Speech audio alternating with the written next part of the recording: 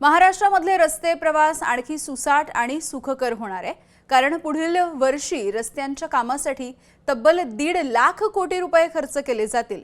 या संदर्भातली माहिती केंद्रीय मंत्री नितीन गडकरींनी दिली आहे।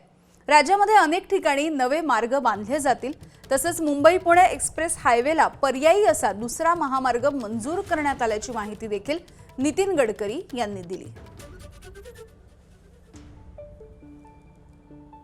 आपण MSIDC ला म्हणजे दीक्षित साहेब ज्याचे अध्यक्ष आहेत PWD कॉर्पोरेशनचे, त्यांना आपण काम दिलेलं आहे। त्याच्यामध्ये जी कामं आहेत त्याच्यामध्ये सगळ्यात पुण्यापासून तर संभाजीनगर हा नवीन आपण एक्सप्रेस हायवे बांधतो आहे।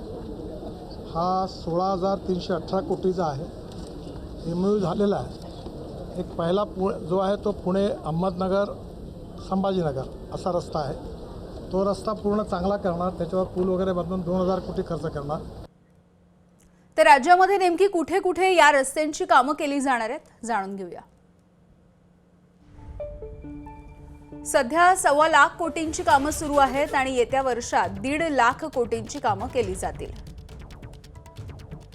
पुणे संभाजीनगरच्या दरम्यान 16,000 कोटींचा नवा महामार्ग पुणे संभाजीनगर 2 तासांवरती येईल। पुणे म्हणजे खेड ते नाशिक फाटा हा नवा महामार्ग असेल। नागपूर ते काटोल सेक्शन आणि काटोल बायपासचं काम देखील सुरू आहे। मुंबई पुणे एक्सप्रेस हायवेला पर्यायी हायवे देखील मंजूर झालाय।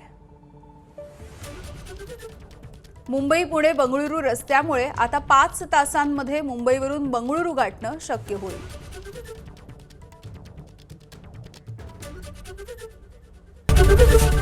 ABP माझा, उघडा डोळे बघा नीट।